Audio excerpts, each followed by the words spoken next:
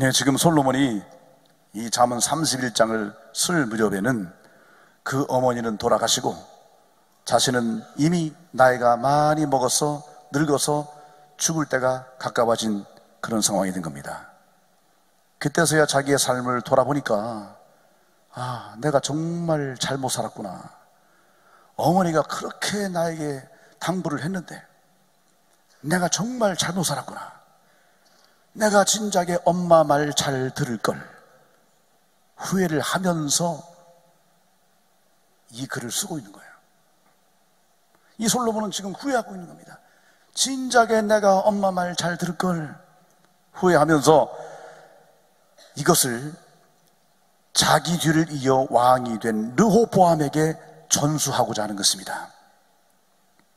르호보암만큼은 이런 저주스러운 삶의 죄악된 모습을 이어가지 않게 해야 되겠다. 그걸 끊어야 되겠다.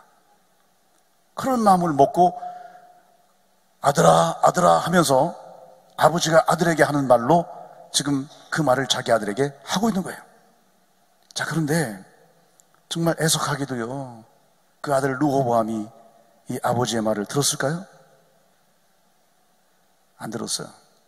역대하 11장에 보면 이 르호보암의 사생활에 대한 얘기가 나오거든요.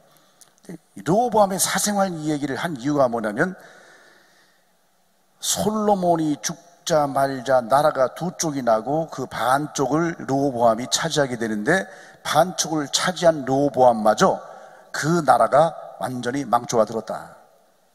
애굽의 바로 왕 시삭이 올라와서 대군을 이끌고 쳐들어 올라와서 이 유대 나라를 완전히 굴복시켜버립니다. 그리고 살 길을 하나 주겠는데 앞으로 내 말 잘 들을래? 안 들을래? 안 들으면 다 썰어버리겠다. 그러니까 어쩔 수 없이 무릎 꿇고 빌어대잖아. 살려달라고. 근데 그냥 살려주지 않죠. 협상 조건이 있죠. 조건이 뭡니까? 돈 내놔라, 금은 보화 내놔라, 조공 바쳐라, 이거죠. 그리고 조공에는 반드시 젊은 남녀가 포함되는 것이죠. 수많은 젊은 그 귀족들, 왕족의 아들, 딸들이 애굽으로 계속 끌려가는 겁니다. 그런 굴욕적인 협상을 통해서 간신히 나라의 명맥을 이어가는 그런 처지가 되는 거예요. 그렇게 철저하게 나라가 망조가 들었는데, 그렇게 망조가 들었다는 말을 하기 전에 이 르호보암의 사생활을 얘기하는 겁니다. 그 나라의 왕 지도자가 사생활이 어떠냐? 역대하 11장에 보면 아내가 18명이었다. 그리고 첩이 60명이었다. 그런데 이 르호보암이 아내를 18명이나 취했고 첩을 60명이나 취했다. 합해서 78명의 여자들을 취했다. 이렇게 써 있어요. 취했다, 그 말입니다. 가져왔다는 가져왔다. 그렇게 표현하고 있어요. 정말 이 여인들이 그 르호보암에게 가치가 있는 정말 가치 있는 결과를 가져왔다면 이 취했다, 가져왔다는 표현을 했겠습니까? 물건 가져오듯이. 정말 가치가 없는 이런 상황으로 굴러 떨어지게 만들었기 때문에 이런 표현을 쓰는 겁니다. 이 르호보암이라고 하는 사람이 자기 아버지 솔로몬만큼은 아니지만, 솔로몬처럼 1600명이나 되는 그런 정도는 아니지만 78명이면 작은 게 아니잖아요. 어떤 분은 아이고 뭐 78명이야 뭐 아무것도 아니네. 그러면 여러분이 그렇게 생각하시면, 여러분도 그렇게 가능하면 그렇게 하겠다는 뜻입니까? 인정할 수가 없는 것이죠. 정말 못된 짓을 대물림한 것입니다. 이런 배경을 담고 10절에서부터 현숙한 여인 이야기가 등장하게 되는 것입니다. 한 가정을 살리고 가문을 살리고 동네를 살리고 나라를 살리는 현숙한 여인이 어떤 여인이야 되느냐, 이걸 말하는 겁니다. 솔로몬이 어떻게 결론을 내리는 겁니까? 솔로몬이 말하되 내가 살아보니까 1000명이 넘는 아내들보다도, 여자들보다도 한 명의 현숙한 여인이 더 귀하더라. 이것이 잠언 31장 전체를 꿰뚫는 메시지가 되는 것입니다. 여러분, 현숙한 여인이 누굽니까? 솔로몬이 그토록 사모하는 현숙한 여인이 누구냐? 오늘 본문을 보면 11절부터 현숙한 여인의 조건이 쭉 나옵니다. 산업이 핍철하지 않고 남편에게 선을 행하고 양털과 삶을 구하여 부지런히 손으로 일하고 먼 데서 양식을 가져오고 새벽같이 일어나 음식을 차려주고 여종들에게 할 일을 배정해주고 밭을 살펴보고 사고 포도원을 일구고 힘있게 허리를 묶고 팔을 강하게 하고 밤에 등불을 끄지 아니하고 옷을 제작하고 구제 잘하고 식구들에게 홍색옷 지어 입히고 방한복을 지어 입히고 자신의 아름다움을 유지하기 위해 세마포와 자색옷으로 옷을 직접 디자인하고 제작해서 입고 남편이 동네 사람들에게 인정받게 하고 옷을 지어 팔고 능력과 존귀가 넘치는 이미지를 지니고 지혜를 말하고 인애의 법을 전하고 집안일을 보살피고 남편과 자식들이 인정하고 칭찬하고 세상 사람들도 칭찬하는 여인, 이런 여인이 현숙한 여인이다, 이렇게 소개를 하고 있어요. 우리 남성들은 아멘 소리가 나옵니까? 지금 아멘 하는 남성들은 양심이 없어요. 솔직하게 얘기해서 이런 여자를 어디 가서 구하겠어요? 못 구해요. 굉장히 복잡하게 여러 가지 말이 많이 나오는데 요약하면 그렇습니다. 집안일을 잘 돌보고 동네에서도 일 잘하고 자기 관리 잘하고 남편 잘 보살피고 자녀들 잘 교육하고 이런 여인이 현숙한 여인이라 그 말인데, 그런데 여러분, 이대로 살 수 있는 여인이 과연 몇 명이나 되겠냐는 거예요. 있어요? 제가 보기엔 불가능해요. 우리 이 자리에서 눈을 똘망똘망 뜨고 계신 여러분도 제가 볼 땐 도저히 불가능이 안 될 것 같아. 없을 것 같아. 만약에 그런 여인이 있다면 있긴 있습니다. 누구냐? 슈퍼우먼이야, 슈퍼우먼. 그런 여인은 절대로 존재할 수 없는 여인이다, 그 말입니다. 존재할 수 없어요. 불가능해요. 혹시요, 지금 남자 중에, 총각 중에 그런 여자를 찾고 있는 분이 계시다면 꿈을 깨시기 바랍니다. 애초에 꿈을 깨세요. 만약에 여러분 남편 중에 내 아내가 좀 그렇게 됐으면 좋겠다라고 하는 그런 희망을 가지고 있는 분이 계시다면 그 희망을 절망으로 바꾸시기 바랍니다. 절대로 그런 아내는 존재하지 않습니다. 이 실상 잠언 31장에서 전하고자 하는 메시지는 현숙한 여인의 조건이 아닙니다. 조건이 아니라고요. 이 31장의 논지는 그렇게 할 수 있는 여인이 어떤 여인이냐? 여기에 초점이 맞춰져 있는 것입니다. 그것은 31장 30절에서 증명이 됩니다. 고운 것도 거짓되고 아름다운 것도 헛되나 오직 여호와를 경외하는 여자는 칭찬을 받을 것이다. 여기에 메시지가 있어요. 즉 이 31장 전체의 메시지는 오직 여호와를 경외하는 여인을 만나야 된다. 여호와를 경외하는 여인이 현숙한 여인이 되는 거다, 그 말씀을 하고 있는 거예요. 근데 조건만 가지고 생각하는 이런 사람은 번지수가 잘못된 거죠. 여러분 11절부터 열거된 현숙한 여인의 자격 조건 23가지, 이것을 가능케 하는 근원적인 힘, 그것이 바로 여호와를 경외함에서부터 나온다는 것입니다. 할렐루야. 이것이 지혜로운 여인이 되는 비결임을 말하고자 하는 것이고, 이것이 모든 여인이 노력해야 될 부분인 것이고, 이것이 모든 남성들이 꿈꿔야 될 부분이라고 하는 사실을 말하는 것입니다. 하나님을 경외함으로 지혜를 얻은 현숙한 여인은 반드시 그 손의 열매를 거둔다는 것입니다. 자식들이 감사합니다. 남편이 칭찬하고요. 또 이 동네에서, 지역에서 사람들이 인정을 합니다. 현숙한 여인이 되기를 사모하시기를 주님의 이름으로 축원합니다. 그 지혜의 비결인 여호와를 경외함이라고 하는 것이 무엇인가에 대해서 우리가 함께 깨달아 보고자 하는 것입니다. 여호와를 경외함이란 첫 번째, 자기 정체성 확립의 비결이 되는 거예요. 이 여호와라고 하는 이 단어 자체가 어떤 의미를 가지고 있냐면 존재케 하는 자라는 뜻입니다. 이 하라는 말이 존재라는 말이죠. 존재. 거기다가 이제 하나님을 뜻하는 야훼 할 때 야자가 들어가요. 여호와는 본래 야훼죠. 회가 뭐냐면 하라는 말에서 나온 거예요. 존재라는 말에서 나온 거예요. 그래서 존재케 하는 자, 무에서 유를 창조하는 자라는 뜻을 가지고 있는 것입니다. 사전적으로 보면 스스로 존재하는 자, 스스로 있는 자, I'm that I'm, 스스로 존재하는 자. 이 말의 의미는 주로 언약을 맺으시고 지키시고 이루시는 분임을 부각시킬 때 사용하는 명칭입니다. 즉 우리가 믿는 하나님은 스스로 계신 분으로서 모든 존재의 근원이 되신다는 거예요. 믿으시면 아멘 합시다. 우리 야훼 하나님은 스스로 계신 분으로 모든 존재의 근원이 되신다. 어려운 말 아닙니다. 조금만 여러분이 되뇌어 보면 쉬운 말이에요. 모든 존재의 근원이 되신 분이에요. 그로 말미암아 모든 것이 지음을 입었고 그의 섭리에 따라 만유가 운영되고 있습니다. 당연히 지식과 지혜의 근원도 여호와가 되시는 겁니다. 그래서 그 여호와를 경외하는 것이 자기 존재의 본질에 접근하는 방법이 되는 것이죠. 이 자기 존재의 본질이라고 하는 것이 뭡니까? 자기 존재의 의미, 존재 가치, 존재 이유와 삶다운 삶을 사는 길을 아는 것이 바로 자기 존재의 본질을 아는 자가 되는 거예요. 이게 무슨 말이냐면 우리가 사는 게 그냥 사는 게 아니란 말이에요.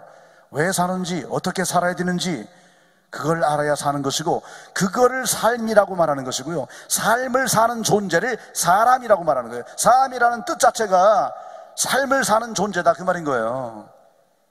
그걸 가능케 하는 것이 뭐냐? 바로 여호와를 경외하는 것이다. 아멘. 근데 여호와를 경외하는 것이 모든 지식과 지혜의 근원이고 생명의 근원이 되고 축복의 근원이 되는 것이 그 이유가 바로 여기에 있는 것입니다. 성경이 전하는 진리는 여호와를 경외하는 것이 자기 정체성 획득과 확립과 회복의 유일한 길이 된다라고 하는 것이 분명한 성서의 증언이에요. 인간은 자기 정체성만큼 똑똑해지는 거고요, 슬기로워지는 거고요, 빛이 나고요, 지혜롭게 된다는 사실을 깨달아야 합니다. 잘난 체 한다고 똑똑한 체 된다고 힘센 체 한다고 되는 게 아니란 말이죠. 자기 정체성만큼 되는 거예요.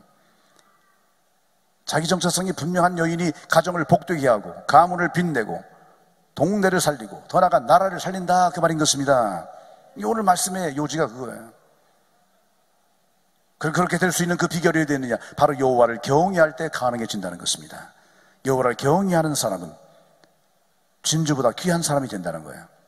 왜 귀하냐? 이뻐서 귀하냐? 옷 잘 입어서 귀하냐? 똑똑하고 잘나서 귀하냐? 그것이 아니라는 것입니다. 여호와를 경외함으로 말미암아 자기 정체성이 분명한 사람이 되기 때문에 진주보다 귀한 사람이 된다는 거예요. 할렐루야. 여성으로서의 자기 가치에 눈을 뜨게 되고, 아내로서의 자기 가치, 어머니로서의 자기 가치에 눈을 뜨게 된다는 것입니다. 여러분, 치밀한 가사관리, 철저한 재정관리, 고결함과 높은 도덕성을 갖춘 그런 아내이자 어머니이자 여성으로서의 자기 정체성이 분명한 그런 모습이 되시기를 주님의 이름으로 축원합니다. 여호와를 경외함으로 자기 정체성에 눈뜬 자가 되시기를 바랍니다. 자기 정체성에 분명한 자가 되시기를 바랍니다. 자기 정체성이 무너진 자가 있다면 그 정체성을 회복하는 역사가 있기를 주님의 이름으로 축원합니다. 분명한 사실, 자기 정체성이 분명한 여인이야말로 이 땅 모든 여인보다 가장 가치 있고 귀한 여인이 되는 줄로 믿습니다. 아멘. 두 번째는 여호와를 경외함이라고 하는 것은 최고의 가치를 누리는 비결이 된다는 것입니다. 최고의 가치를 누린다. 지금 제가 여러분에게 한 가지 정말 질문하고 싶어요. 지금 여러분들은 현재 살아가고 있는 이 여러분의 삶 속에서 사람으로서 최고의 가치를 누리고 살고 있습니까? 제가 여러분에게 답변을 구한 건 아니에요. 한번 여러분 자신에게 물어보라는 거예요. 이 30절에 여호와를 경외하라는 말씀 앞에 고운 것도 거짓되고 아름다운 것도 헛되다 이런 말이 나와요. 여러분, 우리가 진정한 최고의 가치가 뭐냐, 내가 최고의 가치를 누리는 삶을 살고 있느냐라고 하는 그런 질문에 대해서 우리가 답을 하기 전에 현재 내가 지금 내 삶의 가치가 어디에 있는지, 내 시선이 어디에 있는지, 내 마음이 어디에 있는지 이거를 먼저 돌아봐야 합니다. 만약에 지금 나의 시선과 내 마음의 중심이 고운 것, 아름다운 것에 있다고 한다면 지금 나는 최고의 가치를 누리지 못하고 있다는 사실을 깨달아야 되는 거예요. 시간만 낭비하고 있는 거예요. 밥만 축내고 있는 거예요. 여러분, 고운 것이 뭡니까? 고운 것. 우리가 성경을 정확히 보자고요. 제가 이렇게까지 단언해서 말씀드리는 이유가 있습니다. 성경이 그걸 말하기 때문에 그래요. 이 고운 것이라고 하는 이 말은 매력적이다, 그 뜻입니다. 여러분, 매력 있어요? 매력이 좋죠? 매력 있습니까? 네? 여러분 주변에 매력 있는 사람 있죠? 있어요. 사람 가운데 보면 정말 매력적이다, 이렇게 말할 수밖에 없는 그런 훌륭한 분들이 많아요. 매력적인 사람 많아요. 우리 하늘샘교회 성도들 중에도 매력적인 분들이 정말 많아요. 제가 볼 때 매력적이에요. 근데 여기서 말하는 이 매력적이라고 하는 이 말은 어디에 국한되느냐면 화장술과 연결되어 있는 말이에요. 화장하는 거.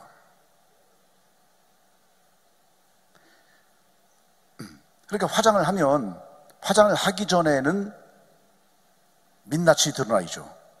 자, 민낯 그대로 보면 절대로 예쁘다라고 말하기가 좀 곤란할 수 있어요. 그런데 화장을 딱 하고 나니까 눈이 그냥 번쩍 뜨이게, 와, 예뻐졌네 이런 말이 나온단 말이죠. 그래서 이 고운 것이라고 하는 것이 화장과 연결된 단어라는 거예요. 정확하게 말하면 예쁜 것은 아닌데 화장을 통해 예쁘게 보인다. 예뻐졌다는 말은 예쁘게 보인다, 그 말 아닙니까? 제가 여러분한테 화장하지 말라 그 뜻은 안 해요. 화장을 통해서 예쁘게 보이는 거 좋습니다. 매력적으로 보이는 거 좋아요. 세상에 사는 동안에는 매력적으로 보이는 게 좋고요. 그냥 매력이 없는 것보다는 매력이 있는 게 여러 가지 면에서 낫죠. 근데 중요한 것은 뭐냐? 그것은 본질이 아니라는 겁니다. 예쁘게 보이는 것은 예쁜 것과 분명한 차이가 있다는 거예요. 본질이 아니라는 거예요. 화장이라고 하는 것은 뭐냐? 화장이 자체가 뭐냐면 어떤 의미를 가지고 있냐면 거짓되다 나오잖아요. 거짓되고 그랬잖아요. 거짓되고, 다시 말해 거짓되다는 말이 뭡니까? 속이는 거잖아요. 속임수다. 그래서 이 말을 정확히 말하면 화장은 속임수다, 그런 의미가 담겨 있어요. 화장하지 말란 말이 아니라니까요. 절대 그렇게 오해하지 마세요. 화장하세요. 예쁘게 보이세요. 근데 그게 본질이 아니다라고 하는 것을 분명히 알라는 거예요. 특히 누가? 남자들이 아주 적나라하게 표현을 하고 있는 겁니다, 지금. 근데 이런 말들이 그 뒤에도 동일하게 나와요. 아름다운 것도, 이 말도 동일한 의미, 똑같은 의미예요. 사람의 시선을 잡아 끌 정도의 매력이란 뜻이에요. 아름답다. 고운 것보다 좀 더 강하죠. 그래서 딱 사람의 시선을 끄는 거예요. 예. 딱 그냥 잡아 끄는 거예요. 잡아 끄는 거. 그 정도의 매력이 있다는 뜻이에요. 그런데 이것도 헛되다. 거짓되다보다 더 심합니다. 헛되다는 건 뭐냐면 그것은 하나의 신기루 같은 것이다. 안개 같은 것이다. 수증기 같은 것이다. 이것들의 특징이 뭐냐면 곧 사라져 버리고 만다. 그래서 허무하다, 그 말인 것입니다. 그래서 여러분, 이 문장이 말씀하는 의미가 뭐냐면 사람의 시선을 잡아 끌 정도의 외적인 매력이라고 하는 것은 결국 본질적으로 볼 때 부질없는 것에 불과하다 라는 의미가 담겨 있습니다. 현대인의 불행이 어디에 있습니까? 너무 외모지상주의를 추구한다는 겁니다. 대다수의 젊은이들이 이 외적인 매력에 현혹을 당한다는 거예요. 그리고 그 결과가 무엇입니까? 불행입니다. 더 심하게는 파멸입니다. 결혼하고 복된 가정을 꾸리기를 원한다면 꼭 기억하십시오. 예쁘게 보이는 외모에 눈 멀지 말아요. 예쁜 여성과 결혼한 분들에게, 우리 교회도 많아요. 예쁜 여성과 결혼한 분들 굉장히 많아요. 그분들에게 한번 가서 물어보세요. 어떻게 물어보냐면, 예쁜 것이 복된 가정을 이루는 데 도움이 되었습니까? 이렇게 한번 물어보세요.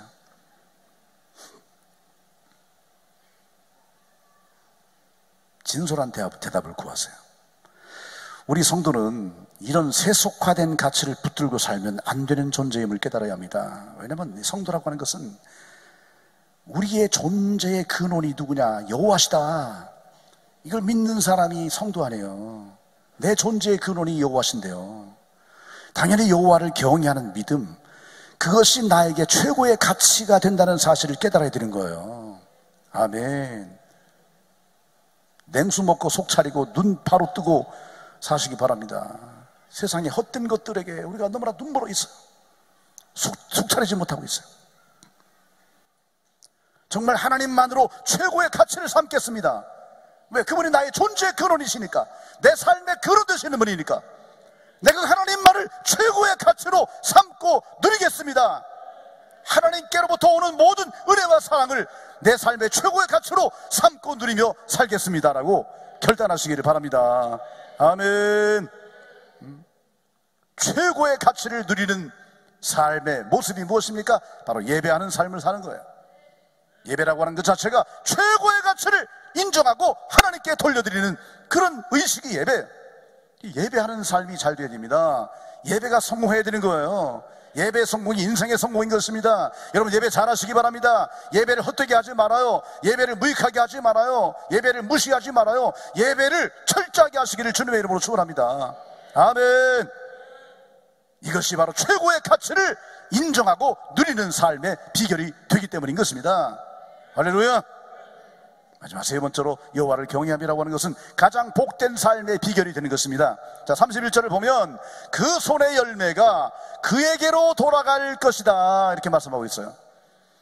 이 문장은 얼핏 보면 우린 번역된 말로는 명령형이 아니죠. 그런데 이걸 원문으로 보면 명령형으로 되어 있습니다.